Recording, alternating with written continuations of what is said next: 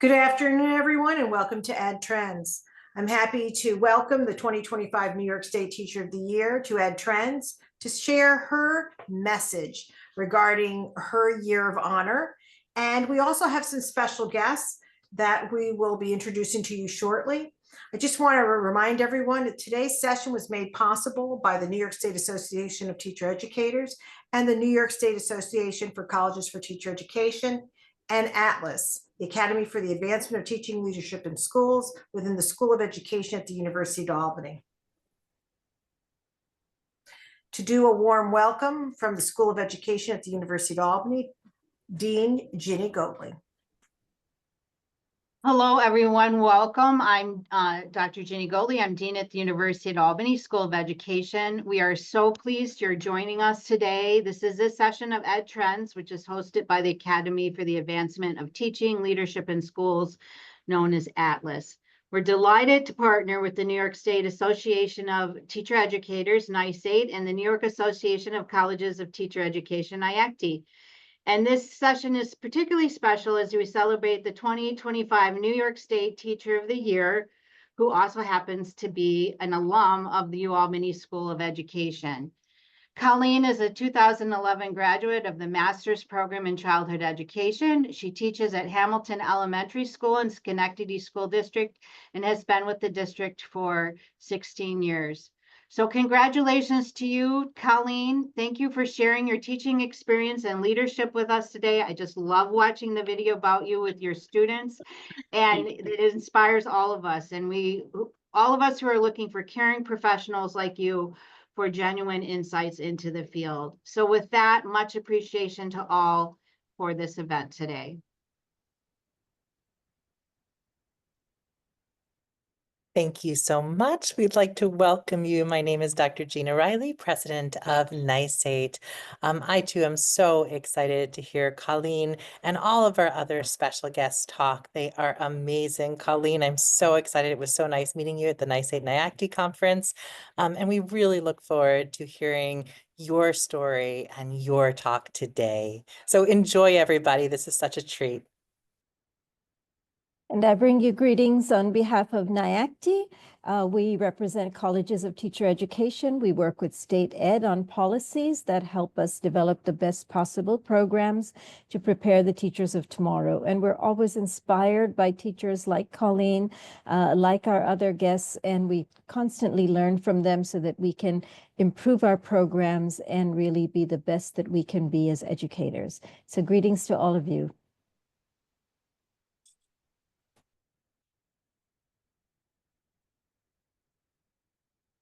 Good afternoon, everyone. My name is Zach Arenz. I am the 2024 New York State Teacher of the Year. I teach elementary school general music and band in the Rochester City School District.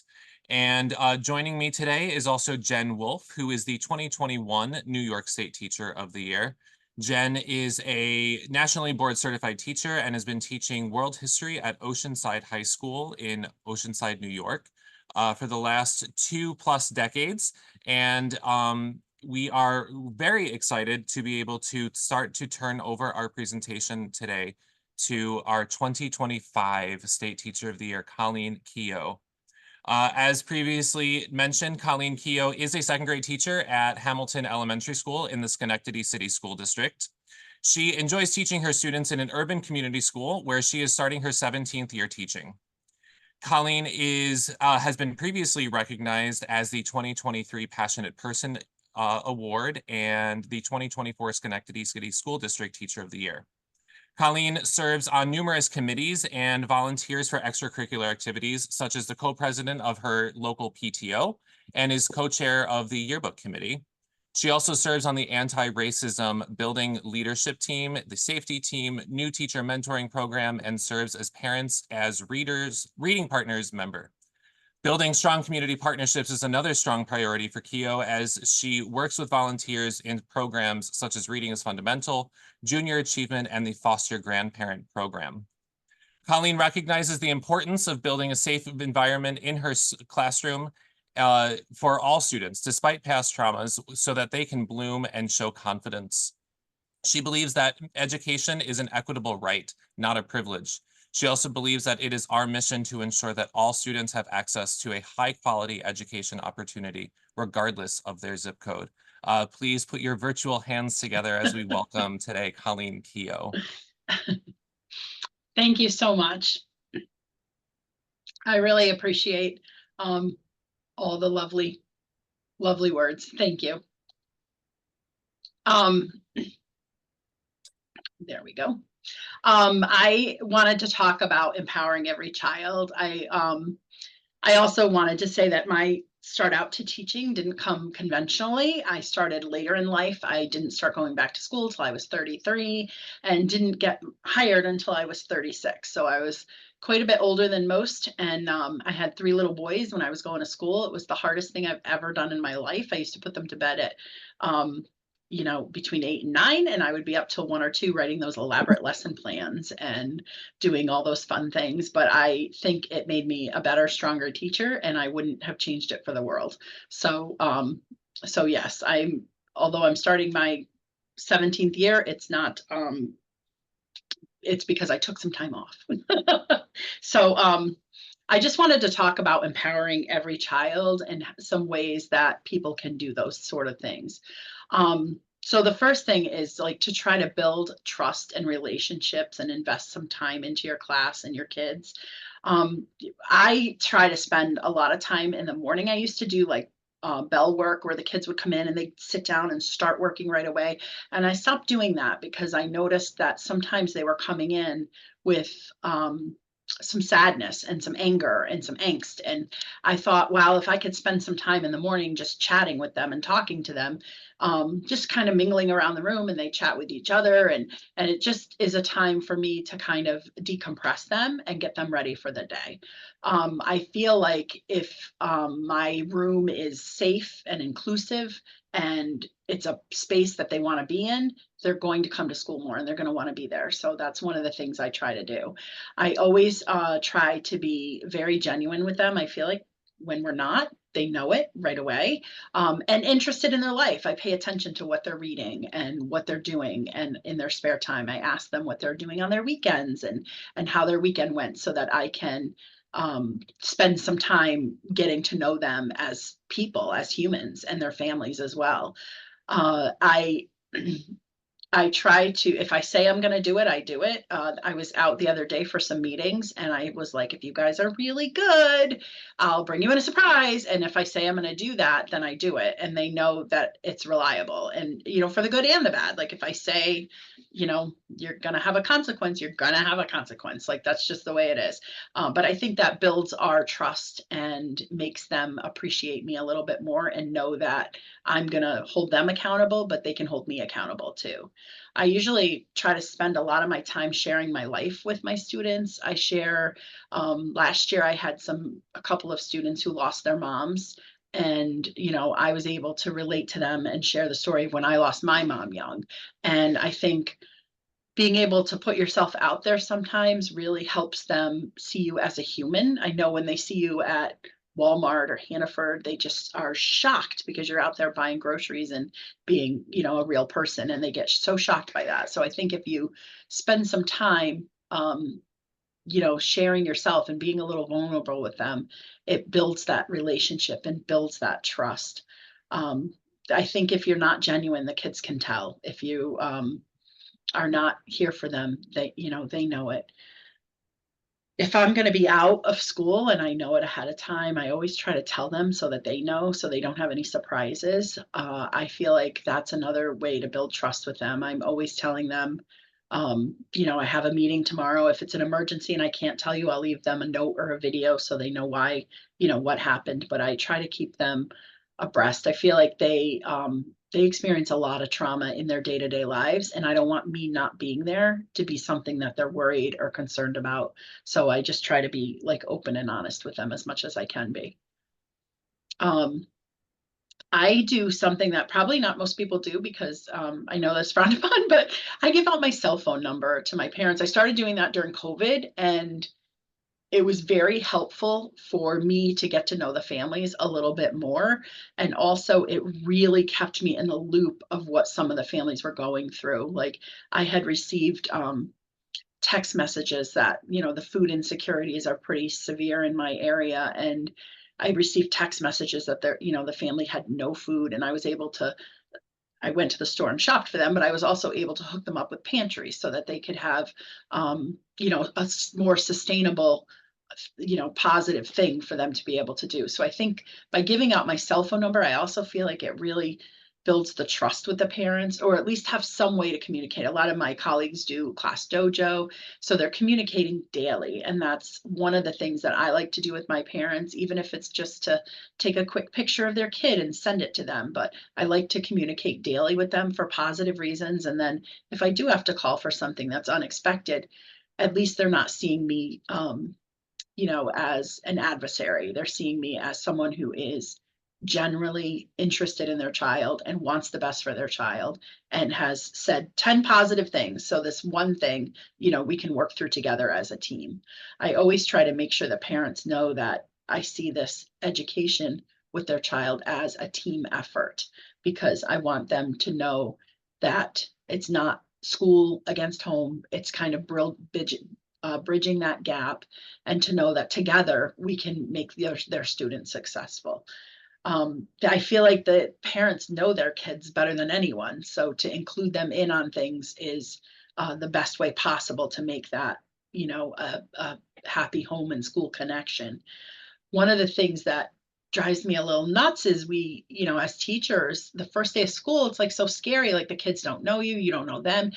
Parents are sending their babies off to you, and they have no idea who you are for the day, and you're with them for so long. So I always try to do like a little meet and greet the first day of school, invite the families in, pass out some cookies and lemonade so that the families know who I am. I think it's scary to send your child to school with someone and you don't even know who they are. So sometimes I have a really good turnout and sometimes I don't, and that's okay, because the families that do come, I think, really appreciate the time to just say hello and, say who I am. If you keep those communication lines open with the families, you're going to find out so many interesting things. Like I had a child who was not coming to school, and I was like, what is going on? And I texted mom, and they had a laundry issue, and I'm like, oh, I can solve that problem for you. We can definitely, fix that. We have a community room and it has a washer and dryer in it. You can come and wash your clothes anytime you need to. So mom was very grateful for that. And I think that's also a thing that teachers need to do, is to just like rely on their resources. No one can do this alone. It's too much work. So you have to reach out to your counselors or your community people or your social workers to try to get more more resources for your families, and to for your families to understand that they can ask for help and you can help them try to get the resources that they need to be successful. I think one of the things in my world is I teach the ENL population. So I have a lot of Arabic students who have just gotten to the country, and a lot of Spanish students who have just gotten to the country. So I try to be very, very sensitive to their needs and their cultural needs. For example, fasting and different things like that. I try to ask some of the families to come in and share with us some of the information about their cultures, because I think that the more that children know and the more they are aware of things, that the more the relationships will bloom from there between the students. I mean, it must be terribly frightening to start a school year and you don't speak the language, but to try to come in and make them seem like they're part of our community, and they're coming in and they're sharing with us and we're sharing with them, and we're trying to all get along and we all have different needs and we all respect that. I think it's really a positive thing to do. I think it's really important to find the joy in teaching. If you can't find the joy, you need to go make the joy. This is Jennifer Gonzalez wrote this piece about being a marigold and not a walnut tree. And marigolds help each other and they support each other and they do a lot to make each other grow and be strong. And walnut trees kind of suck the life and they make things dry. And so I am always telling people to be a marigold, like try to be positive. And I know you can't always be positive, but you can certainly try to be positive more so than not. You have to make your own fun. We do a unit in wit and wisdom about Teddy Roosevelt, and I buy them fake mustaches, and boy, do they want to write when they're wearing those fake mustaches. And they call Teddy Roosevelt Big Teddy. So it's just a way. I mean, you can ask my third graders that had me last year, and they will remember Teddy Roosevelt and what he did, and you know, that he has a mustache. So, but I think making the fun is one of the things that I love most about my job, is being able to embrace the silliness and the fun that comes along with being a kid. This little fellow over here is Mason. He was my, he's in fourth grade now, so I had him a few years ago, but he had never had chocolate cream pie. And when I made my Thanksgiving feast that year, he had chocolate cream pie and he just loved it. So every single year when I do my feast, I invite him back for a piece of chocolate cream pie because he just loves it so much. But I think that's the piece of getting to know your kids and your families that's really important. Our playground had been out of commission for about a year, and the kids hadn't played on it the entire year. They couldn't play on the equipment. They could just play on the blacktop. So I got wind that it was going to open, and we were studying the civil rights unit in our Wit and Wisdom. So I thought, what better way to have the kids be involved and to make a difference and, you know, make them feel their voice and feel powerful, is we made picket signs, and we went outside and we picketed the playground, and we said, what do we want our playground? When do we want it now? And then the principal came out and she said that playground was open, and the kids were so excited because they felt like they had made a change, like they had done something for their community, and they were just so happy about it. And it was just a nice thing. Like, I knew that their picketing didn't actually change the world, but they didn't know that. And maybe what they do will change the world someday. So I just always try to remember to find those little pieces of joy that make teaching so fun and so worth it. I definitely always try to keep my kiddos in the room. I know it's hard sometimes. Some of the behaviors are very tricky, but I just believe if they're out of the room, they're definitely not learning. And when I can keep them in the room, I really strive to do that. So most of our classrooms here have calming corners or a safe space where kids can go, and it's just this place where they can go to chill out. It's not a free pass. They still are responsible for all the work that they're missing while they're in there. There's a timer. They have to flip it. They can't stay there all day. You know, it's just a couple of minutes till they can get themselves regulated and come back. We had done a lot of work about being trauma sensitive a few years back. And one of the things that I took away with that was there was so much I didn't know. And like, I didn't know that kids didn't have beds. My kids had beds. I just didn't think that was a thing. But kids don't have beds. And, you know, some of them just fall asleep where they are. And that just never had occurred to me. So then I think, wow, how can a kid come in and be ready to learn and be ready to go when they have food insecurities and they don't have a bed and they're up all night? And, you know, there's just all these things that you don't think about. So I think to have a place where they can kind of decompress, there's some fidget toys over there, they can think about things and get themselves ready to come back to the real, you know, the business of learning, which is why they're there, why they're in school. I think it's been a pretty positive thing. We had done ACE scores for the staff, and, you know, mine was so low. But when I looked at it and I thought about it through the lens of my students, I was shocked at how high their scores must be. So I think every day about that, and I try to put it into perspective and say to myself, am I giving my best to these kids? I want these kids to know that they are loved, they are safe. Every day when they leave the room, we have a little chant that we do about, you know, how much I love them and how much, you know, how they're going to be their best selves. And I think it's really important to do that. And I also think it's important to give yourself grace. Like, I know all of us lose our patience from time to time. It's very difficult managing, you know, 25 or 30 behaviors, 25 or 30 little minds. And, you know, everyone needs something different. And it's difficult, and it's very stressful, and it's exhausting. So I think sometimes we need to give ourselves grace. And I know as teachers, I think we all reflect so much a lot of times, and my colleagues are amazing, and I'm sure you will find, you know, you have your people too that are amazing. And, you know, they're real with me, and if I can't do something the way that I want it to be done, and I go to them and we kind of brainstorm it out, like, I don't think any of us, any of the teachers of the year would ever be where we are without the most supportive and wonderful colleagues that we have. I am right now in one of their spaces because I don't have 2 computer screens and she does. And so they're just amazing. You know, I think if you lean on your people, it's going to be a great time. Like you need to lean on your people. And then I really I struggle all the time about thinking about how a child's zip code should not determine the quality of the education they receive. And I often find that sometimes it's not the case. And I'm a big advocate for kids getting, you know, what they need. And I want things to be equitable, and I want things to be, you know, for the kids to have everything that they need. I think when you're working at urban schools, people don't often think about that. Like, for example, a lot of our kiddos don't have uh, a lot of background knowledge on things. They might not go to a museum, or they may never have been to a different state or somewhere else. So they don't have a lot of experiences. And with that comes a deficit. So when you're reading a test about a baseball game and you've never played baseball or been to a baseball game, and you have to answer questions about that, a lot of kids have background knowledge on things that you know, you would just assume every kid has, but not every kid does have that. So I think people need to stop and consider that depending on, you know, where schools are and what is going on in those school districts, sometimes the education is not the same as their peers in a neighboring district.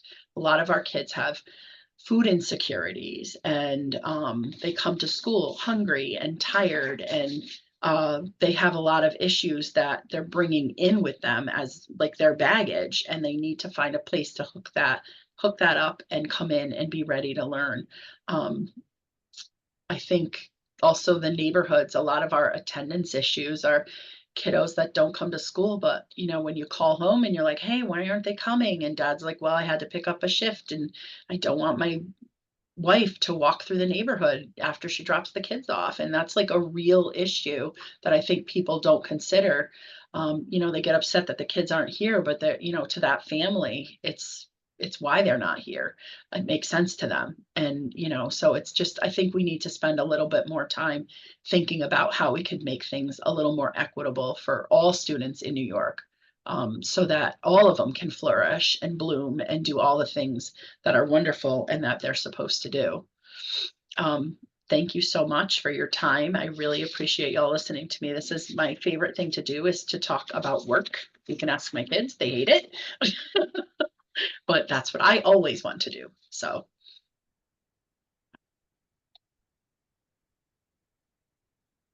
And I know we had some other questions.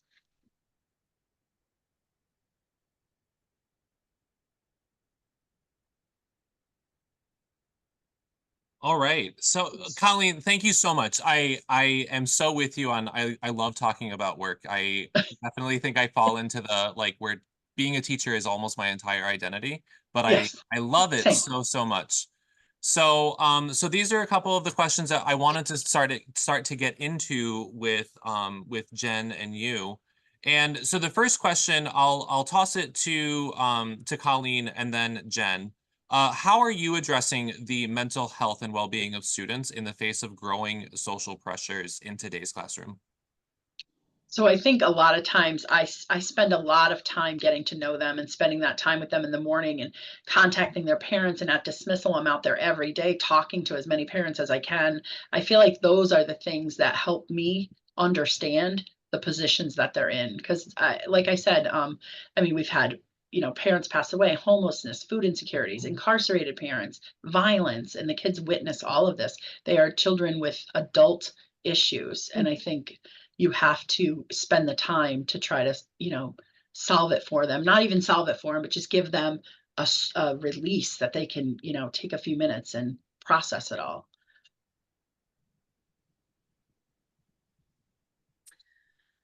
Yeah, it was great listening to you, Colleen. I really enjoyed that. I agree with you wholeheartedly that I don't think you can be a decent teacher, an effective educator, unless you do know your students and where they come from and their needs, right? And then you try like hell to meet their needs, and sometimes hard. Yeah, I know, especially with the social media. Now I teach high school, 9th graders, 11th and 12th graders, and so the social media is a big problem, especially when we're talking about their mental health.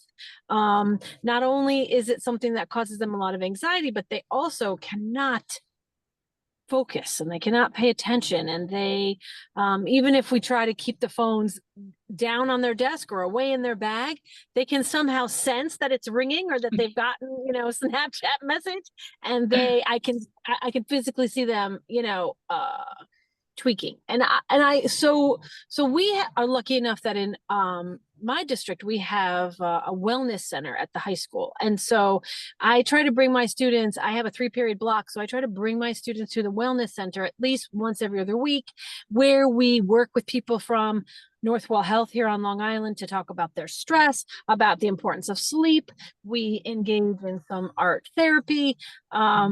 Just so, and I talk all the time about engaging their parasympathetic nervous system and to kind of ignore that vagus nerve that's losing its mind, right? Whenever they are left unread on their Snapchats or they get a grade that they don't like from me or from anyone, you know. But yeah, it's super, super important to know who they are, figure out what they value and what their needs are, and then try to, you know, meet them where they're at.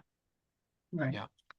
I love the art therapy. Oh, I'm sorry. I love the art therapy. Go ahead, Colleen. I love the art therapy. I've been doing like a creative art therapy session with my kids, and it's been so great. It's been awesome. Yeah. I mean, they love it. You'd think high schoolers wouldn't want to play with crayons, but the reverse is actually true. They love it. I can just watch their whole body go from like tense to just, you know, a deep breath, and they really relax. Yeah. You both, that just kind of tailed into like two things that I wanted to say. Like, number one, the importance of that community building is like the foundation of my classroom.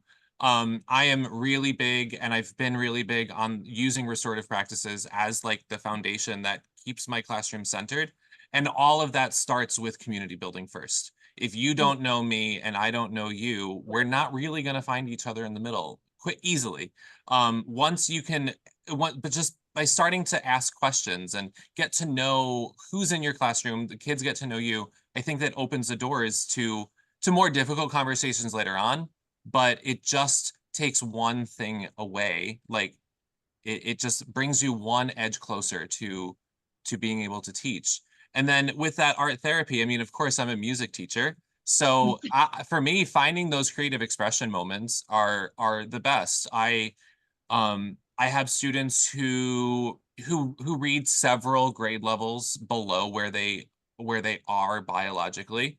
And they get really bogged down. You know, if I bop into a 5th grade classroom, and that student who's maybe reading as low as a 1st grade or even maybe at kindergarten level, that kid happens to be in school that day because they knew they had their band lesson.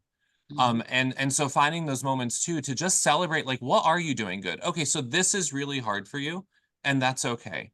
Here's something that you're doing great. And then that same kid, I can put them on a stage for a concert. They grab a microphone and they're rocking out to American authors or whatever you have.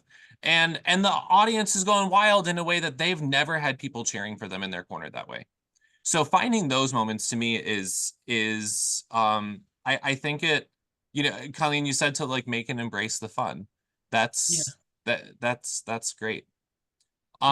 So with that, you know, when we're looking at what opportunities, you know, Colleen, Jen, and I, we all teach in really different communities. And while we might believe that a child's zip code should not determine their educational opportunity, I think it's very clear that right now there are a lot of efforts being made so that your zip code will determine what sort of educational opportunities you are welcome to have. So what can we do as teachers? What can we do as communities to support the idea that my zip code should not determine what my students get when they go to school? I'll kind of leave it open to whoever wants to start with that. Well, go ahead. Oh no, I just want to say one thing. I mean, I don't think that we should fund schools with property taxes, and I think that that all schools should be equitably funded. And I think that's something that we don't do. And especially I teach on Long Island on the South Shore of Nassau County. And I work in a fairly well-funded school. We don't really want for anything. And there are schools on the North Shore that spend $37,000 to $40,000 a kid to educate them. And those parents who are up there, right, they don't really want to share their resources with anyone else. They feel like, I've become a lawyer, I'm the president of Toyota, I've done all this stuff, my kids deserve, you know, the best education I can afford. So I think it would be really tough to get people to see that it's about equitable funding, and that we all deserve access to the same great stuff. But it's got to be done, because I can hear, you know, there are 215 school districts on Long Island, and my two closest districts to us have a lot of issues, and most of them are related to the fact that they just don't have money, and they have marginalized, you know, communities who are in crisis. Mm-hmm. And they're a mile from me. It's a problem. I think it's a big deal. Like, I think a lot of positions like social workers and counselors and things like that our kiddos really need access to, you know, they're just not there, and it's really hard for them to process some of the things that they're going through. They need that extra support, but you know, your school isn't allotted that because there's just no money for that. So you can't, you know, so it's just really hard. I think we've become a community school, and we're trying to reach out to more community resources all the time to try to help us with different things, with donations and fundraising and things like that. But it's a lot of work, and it's sometimes just so disheartening. I think another point that I think we have to also invest in, like, who is teaching our students. You know, I think there are great teachers in every pocket of New York. Whether or not that school is quote unquote well funded, I think if there's really great programs that are in place for the students that are there, great teachers are going to make the best of whatever they're given. Mm-hmm. So if we can invest too in just mentoring our new teachers, giving them the tools and skills that they need so that they can become really, really great teachers later on. I think we need to look at things like mentor programs. We need to look at how we're recruiting, where we're recruiting. Are we recruiting teachers out of those communities that are underfunded? You know, I think those sort of perspectives are also really important. What do you think? Yeah, no, I think you're absolutely right, Zach. We just had an activity today. I'm one of the advisors for our school's Take a Look at Teaching club, and we had 16 high school kids who are dual enrolled in a program that will allow them to earn some college credit at LIU while they're earning their high school CTE credits. And they go to the elementary schools, and today was World Read Aloud Day, and so we were down there, and everybody was engaged, you know, in reading aloud to our little kindergartners.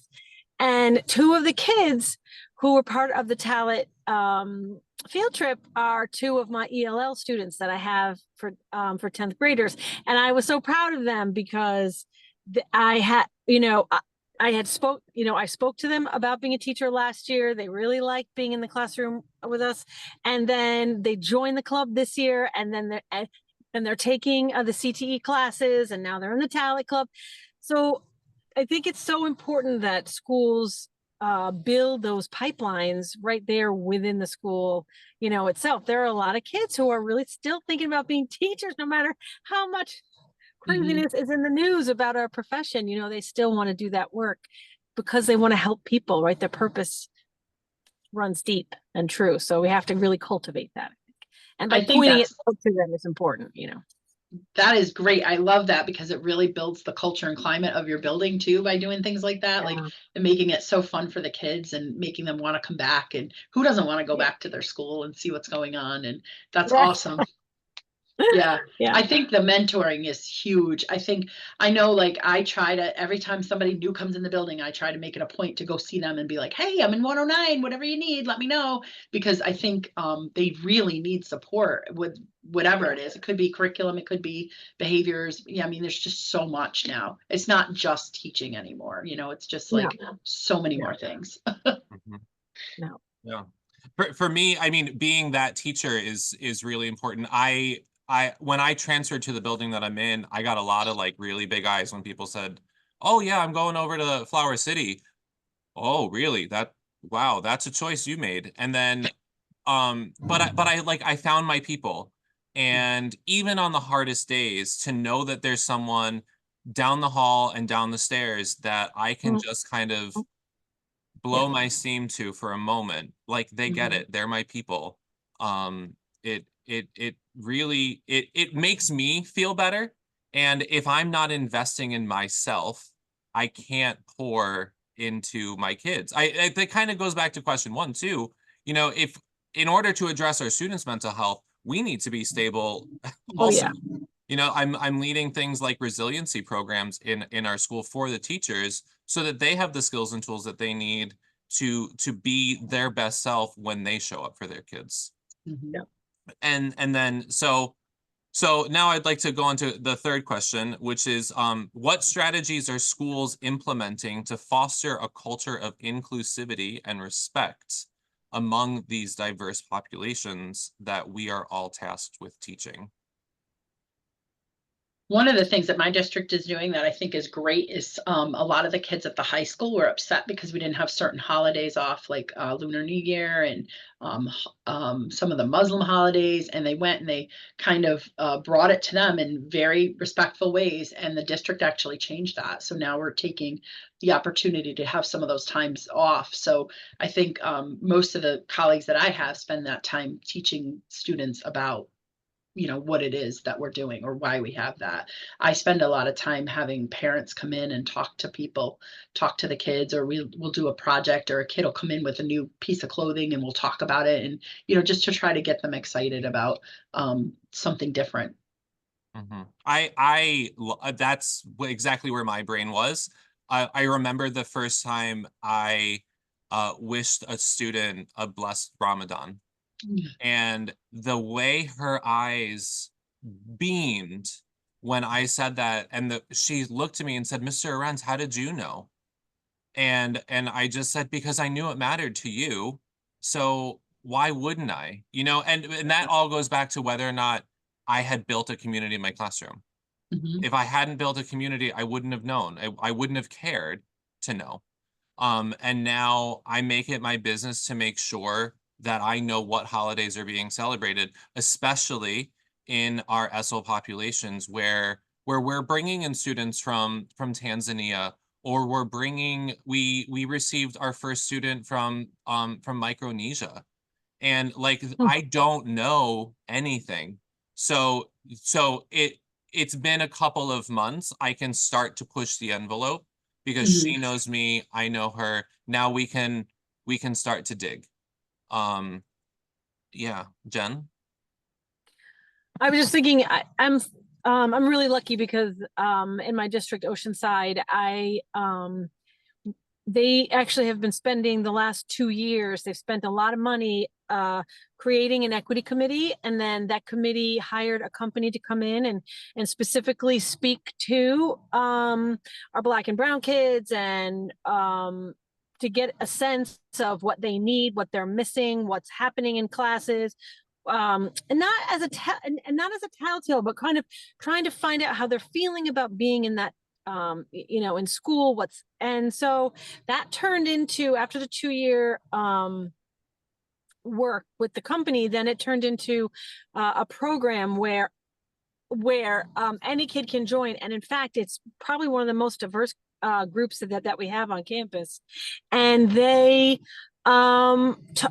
solve the problems that are happening in the classroom and in the hallways together, about our LGBTQ students, or our Muslim students, or the Asian students, or they are working to solve some problems together. So it gives them ownership over their culture. And I think that over the culture in the high school, which I think is really important because a lot of times the adults forget who we're there for us, us sometimes. It's not about me, right? It's about those kids. And also, as I said before, we have that really great wellness center that we've had for a couple of years now that we established with a grant.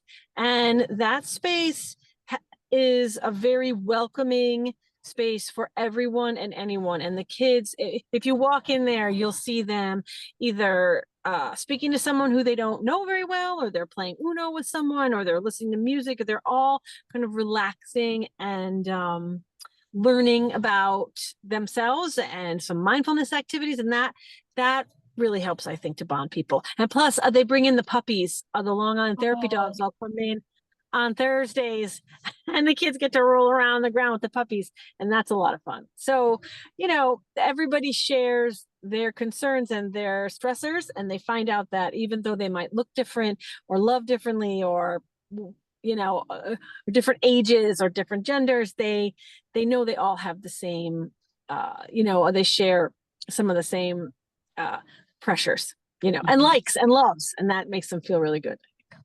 Jen, can you talk, I had heard about the wellness center in your school.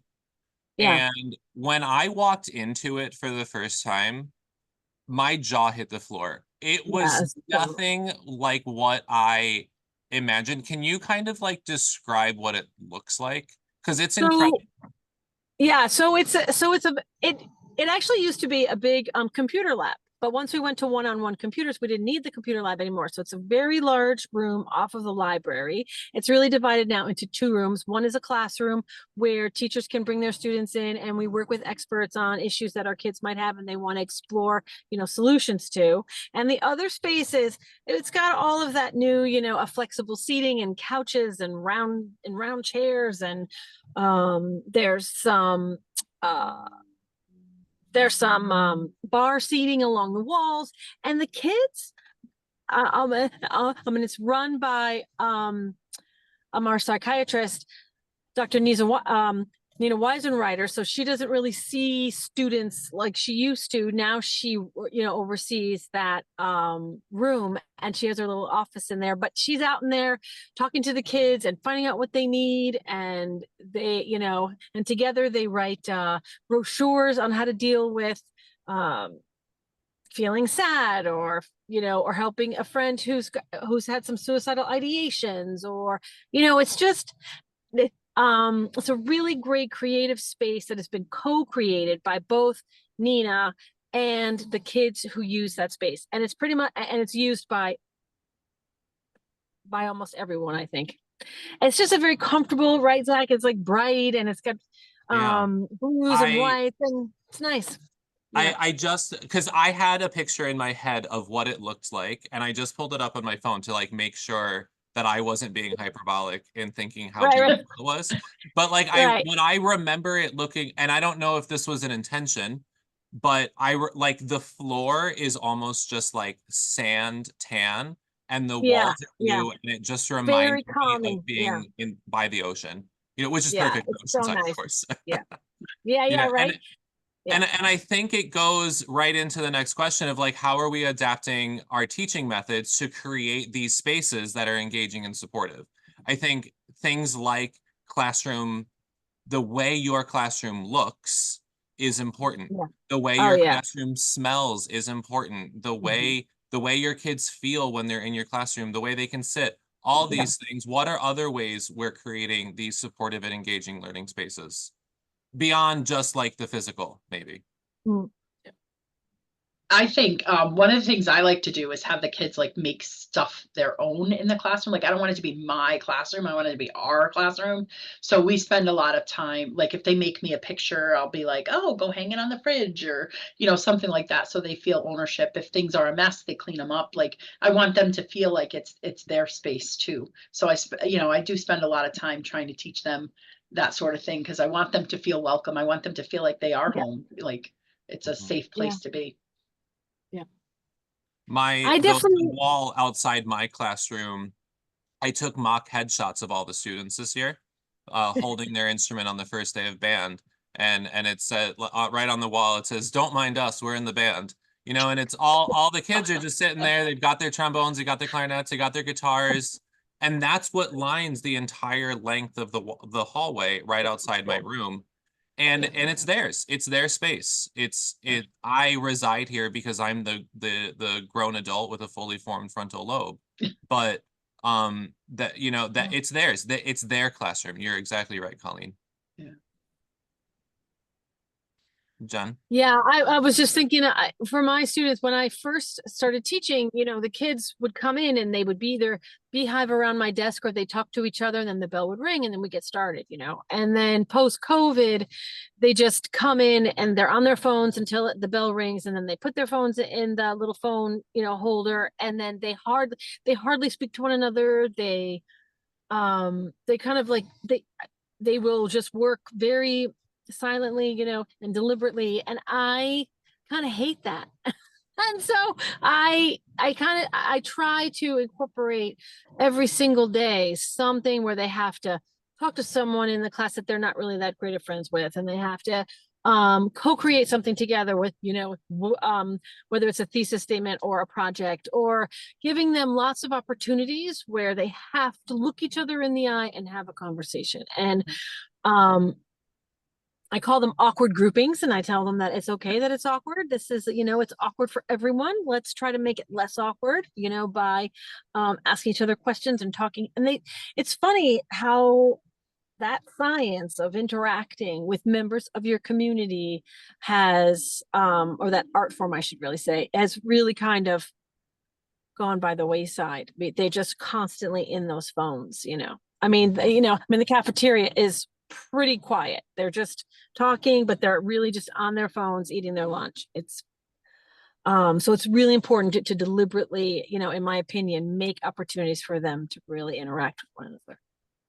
I think that's really hard for them, but I think it's like so important because Yeah. they do spend so much time on technology that I think having a conversation or Yeah. talking about what someone else likes or dislikes is, and how to do that, like how to be respectful when you're talking to somebody. And I think it's important because it is hard. Yeah. There's a question in the chat. What's a piece of advice that you would give a student teacher about creating a welcoming environment? Great question. I just had a conversation about this with someone recently, so like I have a question, an answer ready to go. But what I said was, think back to when you were in school.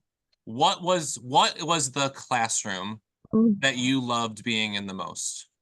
Who was the teacher that you loved the most and why? And what can you do to recreate that, but still stay authentic to yourself?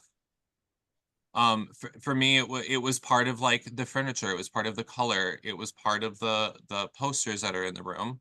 That was the physical aspect, was knowing that where I was felt comfortable.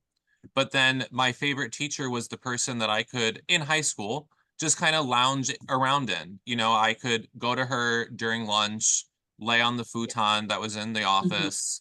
You know, she happened to be my music teacher. She happened to be the band teacher, but I think it's I just had to think about like, who was the person that I wanted to be like, or who's the person I really didn't like, and what can I do to not be that person?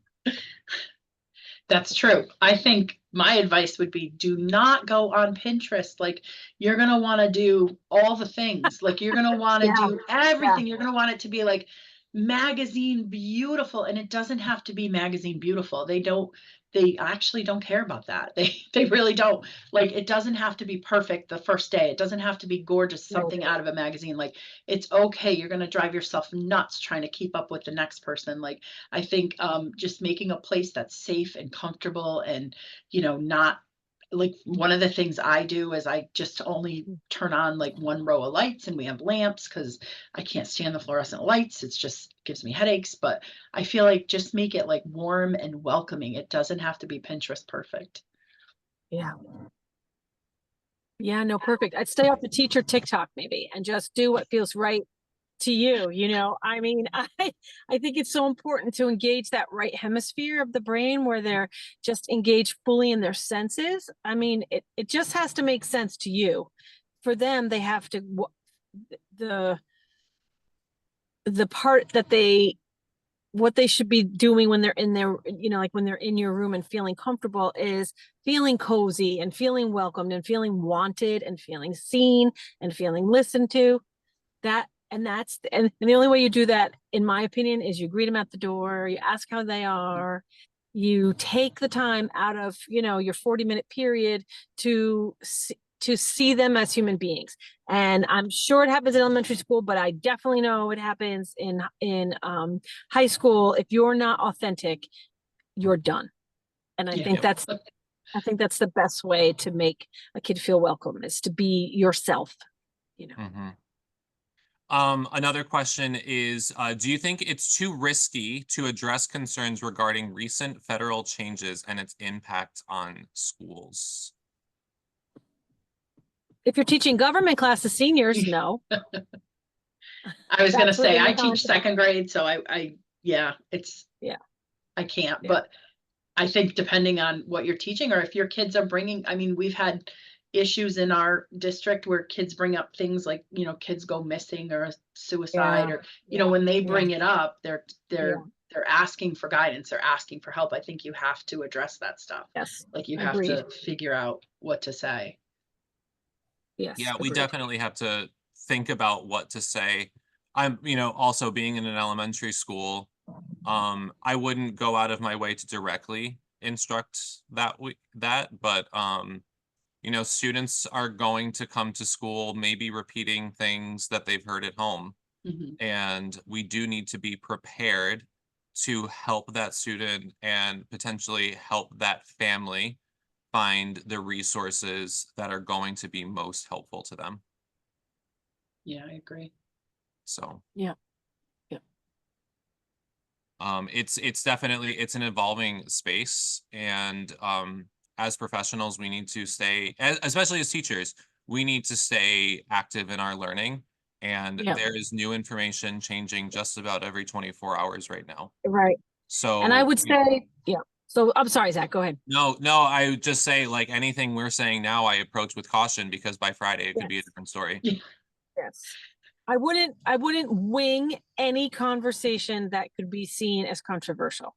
Mhm. If they're asking you one day about, you know, the president's changes to the Department of Ed and what that actually means, and you don't know, you need to say, you know, I haven't had a chance to read about it yet. Let me get back to you about that. Because if you just, it's just too dangerous there to not be fact, you know, to not be talking about facts and being, you know what I mean, true to what's actually being said out there from, you know, and getting your information from a variety of sources is super important. Right.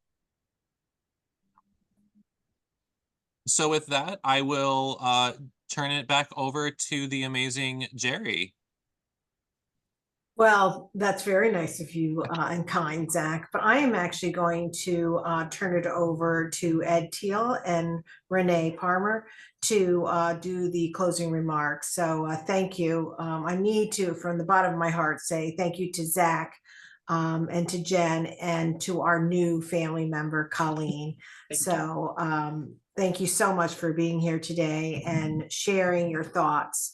They are truly going to be of value and help. This video will be available on the School of Ed YouTube channel, and we do get a number of requests to share this information, especially on an ongoing basis with teacher preparation programs. We will be posting this video as well on the NYS site as well as NYACTI. So let me turn it over to President-elect Ed Teal for NYS and President of NYACTI, Renee Palmer. Yes, on behalf of NYS, I'd like to thank Colleen for sharing her thoughts with us and for Jennifer and Zach for being here to lead the discussion. It was very insightful. I think it's an important topic that we need to cover. And having Atlas record this, it's very good because there may only be a few of us in this room, but this will be distributed to a lot of teacher education candidates across the state, and they really can use the insights you're providing for them. So thank you. And let me add my thanks on behalf of NYACTI. I want to say this was so inspirational. Thank you all, just from the bottom of my heart. I think we all have so much to continue to learn about how we can be there for our children, our communities, and your stories, your experiences have just really just given, new light, energy. Your efforts are remarkable. Looking forward to sharing this with our community. And thank you all for the work that you do, for the inspiration you provide. It is truly, truly remarkable. Well, thank you. And Ginny, would you like to say anything before we close? Just what I said in the chat, this is just so insightful. Colleen, Jen, Zach, thank you so much for your time and for sharing with us. I'm looking forward to the video to be shared with some of our student teachers and teachers in our classes. So thank you so much. Well, thank all of you for being here today. And again, a special thanks to Colleen, and congratulations, Colleen. And to Zach and Jen for returning back on edTrends. And we do appreciate that. And I'm sure you will see them again in the near future as well. They have been strong supporters of teacher preparation and are very active in that regard, locally and nationally. So thank you for your continued work and also for your daily work with children in schools. You are making a difference and we appreciate you. And with that said, thank you for joining edTrends. Until next time.